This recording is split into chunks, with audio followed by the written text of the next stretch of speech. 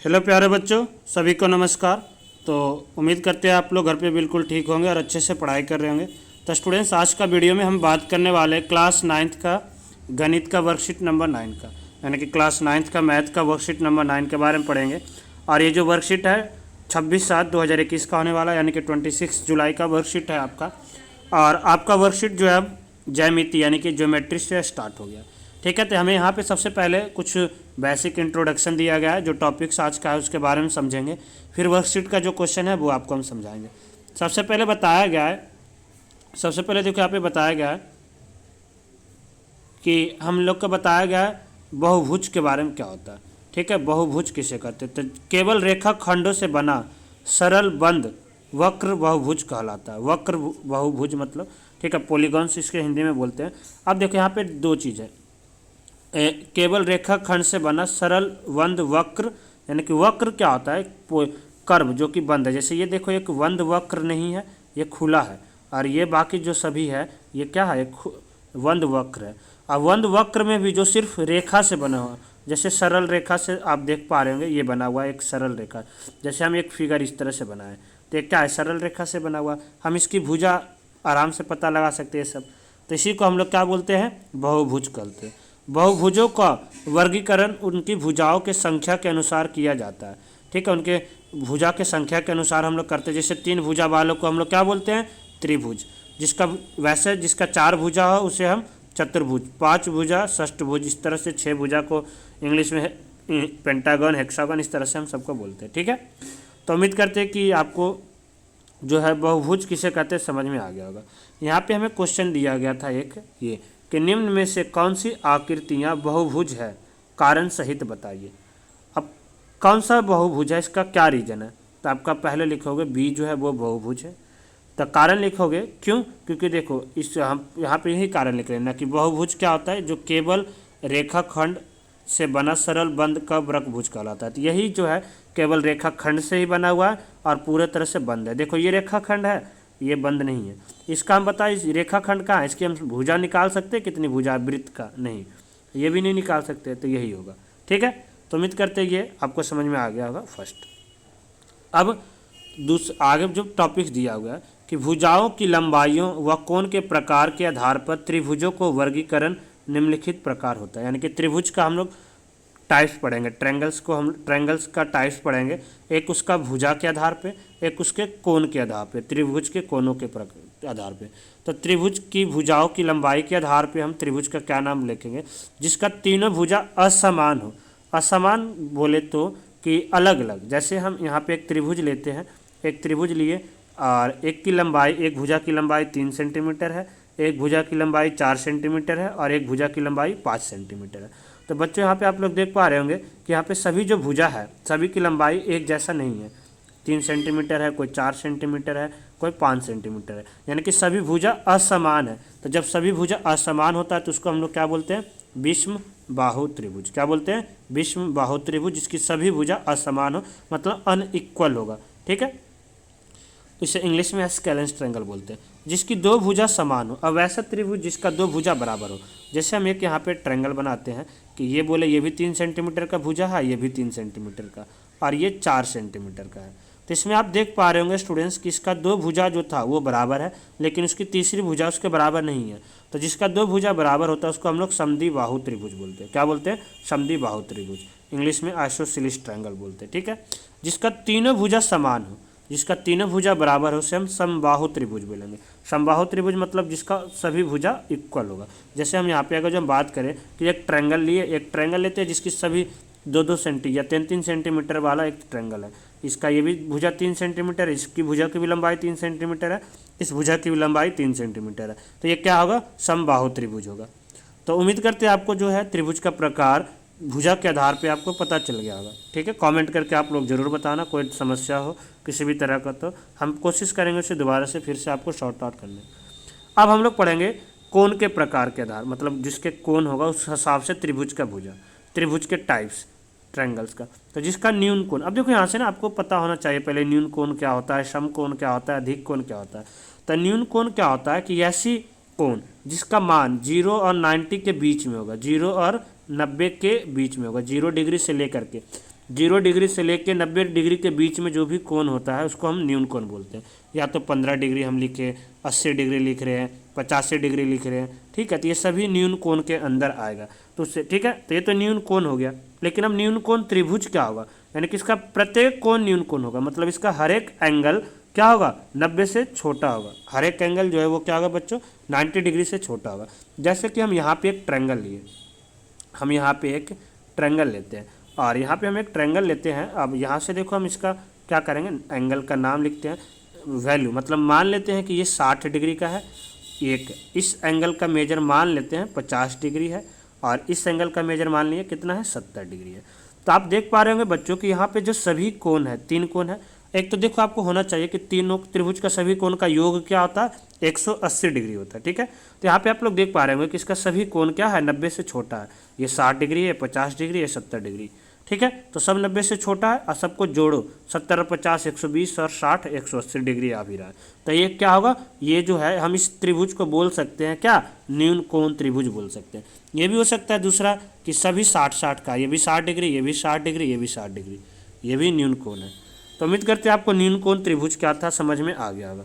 अब हम लोग पढ़ेंगे समकोण त्रिभुज। क्या, समकोण त्रिभुज। तो पहले आपको हम बता दें समकोण होता क्या है। तो वैसा कोण जिसका मान 90 डिग्री हो, ना तो ज़्यादा ना तो कम, तब वो क्या होता है, समकोण होता है। अब समकोण त्रिभुज क्या होगा, कम से कम इसका एक कोण समकोण होना चाहिए, मतलब इस त्रिभुज का एक कोण जो है वो क्या होना चाहिए, 90 डिग्री का होना चाहिए। जैसे हम ये ट्रायंगल बनाए, ये 90 डिग्री का एक कोण हो गया, ठीक है। तो ये क्या होगा, समकोण त्रिभुज होगा। ये क्या होगा स्टूडेंट्स, समकोण त्रिभुज होगा, ठीक है। ये देखो 90 डिग्री है, यानी कि एक लंब होगा, एक भुजा दूसरा का लंब होगा, तभी तो समकोण बनाएगा, ठीक है। तो उम्मीद करते हैं समकोण त्रिभुज भी आपको समझ में आ गया होगा। लास्ट उसके बाद हम देखेंगे अधिक कोण त्रिभुज। तो सबसे पहले हम आपको बताते हैं अधिक कोण होता क्या है। तो अधिक कोण क्या होता है कि ऐसा कोण जो 90 डिग्री से ज़्यादा, 90 से ज़्यादा और 180 से छोटा, मतलब 90 और 100 डिग्री, 90 डिग्री और 180 डिग्री के क्या होगा, बीच में होगा। क्या होगा बच्चों, बीच में होगा।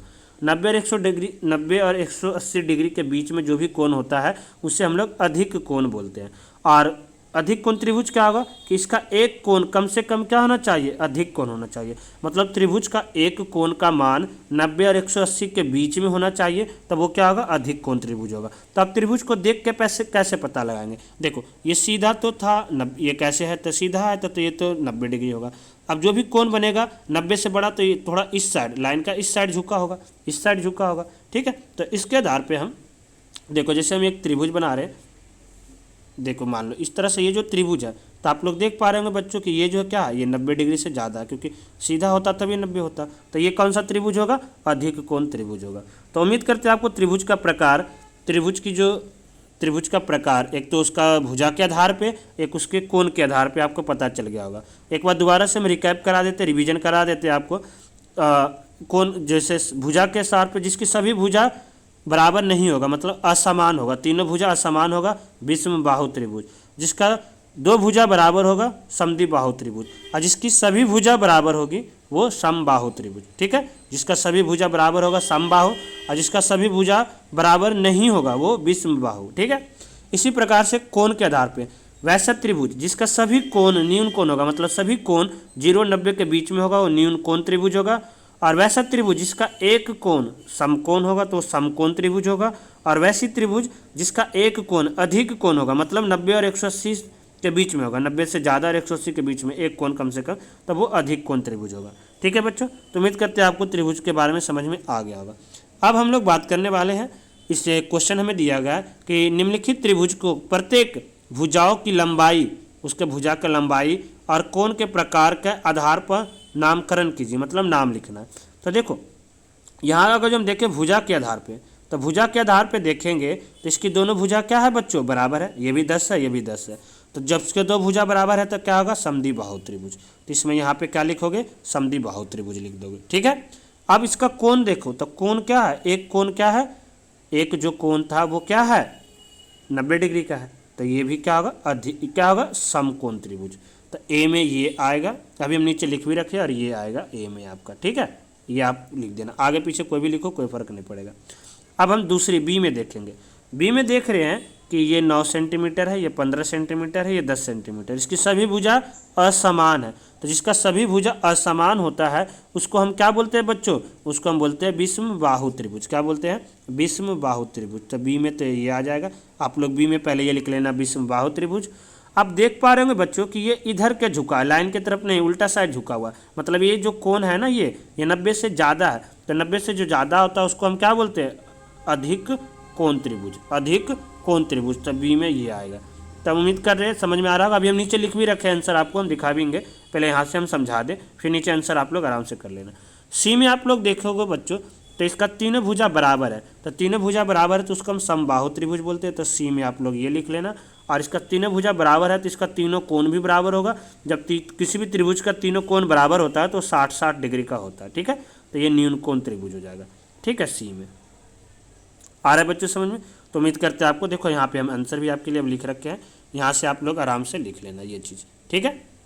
आई होप कि देखो आपको समझ में आ रहा है, ठीक है। समबाहु त्रिभुज, न्यूनकोण त्रिभुज, समद्विबाहु त्रिभुज, समकोण त्रिभुज ये था, ठीक है। विषमबाहु, अधिक कोण त्रिभुज, ये ए में ऐसे जैसे हम लिखे एज एडजेक्टिव आपको यही आंसर उतारना, वहाँ तो हम समझा दिए, यहाँ पे आप लोग आंसर यहाँ से देख के कर लेना। अब हम बात करते हैं चतुर्भुज के बारे में। किसके बारे में करेंगे बच्चों? चतुर्भुज के बारे में। तब हम लोग चतुर्भुज के बारे में पढ़ेंगे कि चतुर्भुज होता क्या है, मतलब जिसकी 4 भुजा हो उसको हम चतुर्भुज बोलते हैं। चतुर्भुज का अलग अलग तरह का चतुर्भुज होता है। सबसे पहले समलम। तो समलम क्या होता है कि इसका भुजाओं का एक युग्म समांतर होता है, मतलब इसका एक अपोजिट साइड्स एक क्या होता है? पैरेलल होता है। देखो जैसे हम एक समद्विबाहु, यहाँ पे एक हम समलम बनाए इस तरह से, तो आप देखेंगे तो क्या होगा, ये दोनों आपस में क्या है? समांतर है। ये दोनों भुजा आपस में क्या है? समांतर है। तो ये क्या होगा बच्चों? समलम हो जाएगा, ठीक है। बाकी दो भुजा क्या होगा? असमांतर होगा। तो उम्मीद करते हैं कि समलम के बारे में आप लोग समझ गए होंगे। उसके बाद जो था समांतर चतुर्भुज। समांतर चतुर्भुज क्या होता है? इसके सम्मुख भुजाएं समांतर एवं बराबर होती है, यानी कि जो भी अपोजिट साइड्स होता है वो इक्वल भी होता है और पैरेलल भी होता है। जैसे हम यहाँ पे एक हम ये आपको देखो डायग्राम बना रहे हैं इस तरह से, तो ये हम देखेंगे कि ABCD मान लो एक है क्या है? चतुर्भुज है। तो इसका ये भुजा बराबर होगा समांतर, यानी कि हम अगर जो हम नाम लिखे ABCD, तो यहाँ से क्या होगा? हम ये बोल सकते हैं कि AB जो है वो पैरेलल होगा CD का, और AB जो है वो क्या होगा? समांतर होगा CD का, ठीक है बच्चों। इस तरह से, इसी तरह से हम ये भी बता सकते हैं कि AD जो है, AD समांतर होगा BC का और बराबर भी होगा, ठीक है। तो एक तो हम ये प्रॉपर्टीज पढ़ लिए कि इसकी क्या था? सम्मुख भुजा समांतर होती है और सम्मुख कोण भी बराबर होता है। सम्मुख कोण की बात करें तो यहाँ से हम इस तरह से बनाए थे आपका डायग्राम, तो ये जो कोण होगा इस कोण का बराबर होगा और ये कोण इस कोण का बराबर होता है, ठीक है। और विकर्ण एक दूसरे को समद्विभाजित करता है। विकर्ण क्या होता है? डायगोनल्स को विकर्ण क्या बोलते हैं? जो सम्मुख कोण को जोड़ता है। इस तरह से अगर जो आप लोग बनाएं, ठीक है, थोड़ा देख लेना डायग्राम, तो ये विकर्ण होगा ये।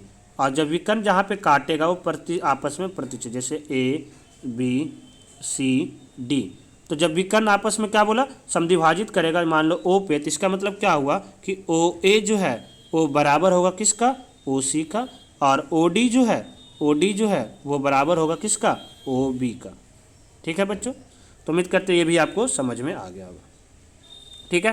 तो समांतर चतुर्भुज क्या क्या होता है, इसका क्या क्या गुण था समझ में आ गया। सम्मुख भुजा बराबर और समांतर होता है, सम्मुख कोण बराबर होता है, विकर्ण एक दूसरे को समद्विभाजित करते हैं, ठीक है। आयत को यानी कि रेक्टेंगल बोलते हैं। तो रेक्टेंगल जैसे आप ये जो बॉक्स देख रहे हैं ना बना हुआ, ये जो बॉक्स बना हुआ आपको दिख रहा है, ये क्या है? आयत का है, आयत आकार का है। तो आयत क्या होता है? सबसे पहले तो हम आयत की बात करें तो जितने भी समांतर चतुर्भुज का जो भी गुण है इसके अंदर आएगा। आयत के अंदर जितने भी समांतर चतुर्भुज का गुण है, मतलब सम्मुख भुजा बराबर होगा, सम्मुख कोण बराबर होगा, विकर्ण एक दूसरे को समद्विभाजित करेगा। एक्स्ट्रा क्या आएगा? एक्स्ट्रा ये है कि इसके हर एक कोण समकोण होता है, मतलब हर एक एंगल 90 डिग्री का होता है, ठीक है। जैसे यहाँ पे आप देख रहे हैं ना, मान लो ये हम रेक्टेंगल बना दिए, ये 90 डिग्री का होगा ये। और विकर्ण आपस में बराबर भी होता है, विकर्ण आपस में बराबर माप का होता है। जैसे हम यहाँ पे हम ये रेक्टेंगल बनाए, ठीक है, आयत, और ए जैसे इस तरह से हम नामकरण करेंगे अभी ABCD। तो अभी क्या पढ़े थे समांतर चतुर्भुज में? जैसे O पे कट कर रहा था तो OA बराबर OC पढ़े थे और OD बराबर OB। लेकिन यहाँ पे जो विकर्ण का लंबाई है ये भी बराबर होगा। AC जो है वो बराबर होगा किसका? BD का, ठीक है। ये दोनों का लेंथ क्या होता है? बराबर होता है, ठीक है।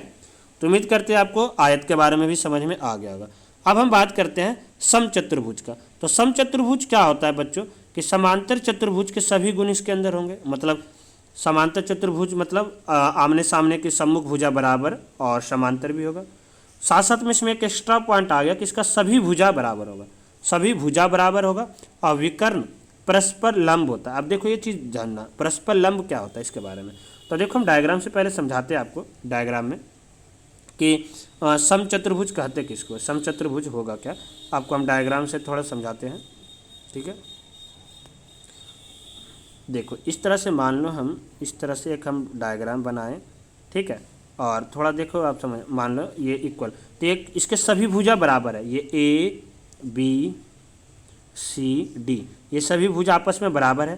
पहला तो एक हो गया आमने सामने का भुजा, ये तो समांतर होगा इस सम्मुख, साथ साथ सभी भुजा क्या होगा, बराबर भी होगा।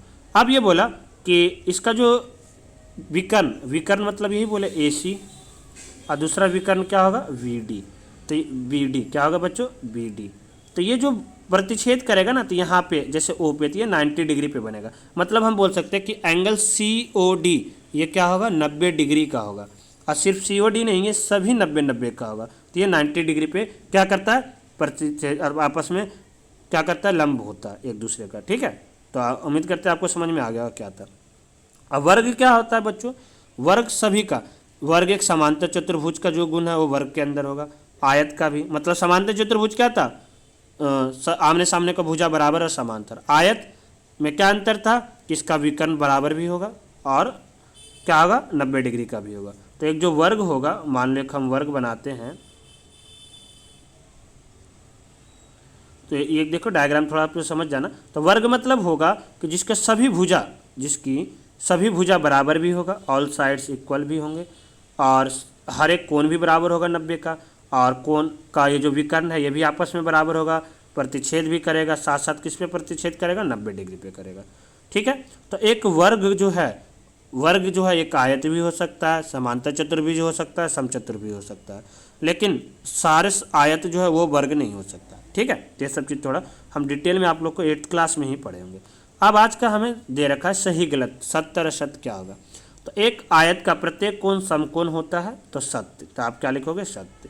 एक आयत वर्ग हो सकता है, ये बोला सभी आयत वर्ग होता है, तो सभी आयत वर्ग नहीं होगा, हर एक वर्ग जो है वो आयत हो सकता है कि वर्ग के अंदर आप आयत का गुण देखोगे तो आएगा, लेकिन एक आयत के अंदर सारे वर्ग का गुण नहीं आएगा, इसलिए ये क्या होगा, असत्य होगा।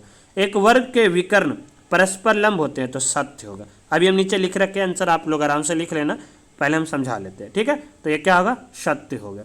चौथा बोले तो एक समांतर चतुर्भुज की सभी भुजा बराबर होती है, समांतर चतुर्भुज की सभी भुजा बराबर नहीं होती है। समचतुर्भुज का सभी भुजा क्या होता है, बराबर होता है। ठीक है, समांतर चतुर्भुज का नहीं, समचतुर्भुज का सभी भुजा बराबर होता है। ठीक है, तो ये असत्य हो जाएगा। सभी वर्ग समांतर चतुर्भुज नहीं होते हैं, ये असत्य है। हर एक वर्ग जो है वो समांतर चतुर्भुज हो सकता है। ठीक है, तो ये असत्य हो जाएगा। उसके बाद बोला लास्ट में सभी समांतर चतुर्भुज, सभी आयत समांतर चतुर्भुज होते हैं, तो सत्य हो गया। क्या होगा, हर एक आयत जो है, सभी आयत, सॉरी देखो सभी आयत, हाँ आयत जो है एक समांतर चतुर्भुज हो सकता है। आयत के अंदर समांतर चतुर्भुज का गुण देखो होगा, आयत के अंदर आमने सामने को भुजा बराबर होता है, समांतर चतुर्भुज के चाहिए होता है, तो इस तरह से होगा। तो हम नीचे सत्य असत्य देखो आंसर लिख रखे हैं, दोनों का आंसर। पहले तो ये आप फर्स्ट में था, दूसरे में ये होगा। एक सबसे फर्स्ट का रीजन सत्य असत्य, सत्य असत्य, असत्य सत्य। ठीक है, तो आप लोग ये कर लेना। तो आप लोग चाहो तो इसे देखो स्क्रीनशॉट ले लो, आराम से आज का आंसर जो है आप लोग कर भी लेना, और कमेंट करके ज़रूर बताना बच्चों आज का वीडियो आपके लिए कितना यूजफुल था, आप लोग कितना चीज़ों को समझे हैं। ठीक है, अगर जो कुछ क्वारी वगैरह हो, कोई डाउट हो, समस्या हो, तो भी कमेंट कर सकते हैं। कोई सुझाव देना चाहते हैं तो भी कमेंट करके ज़रूर बताएं, ताकि आने वाले वीडियो में उसे हम लोग इम्प्रूवमेंट कर सकें। तो फिर मिलते हैं अगली क्लास में, जब तक आप लोग घर पे सेफ रहिए और सुरक्षित रहिए। जय हिंद।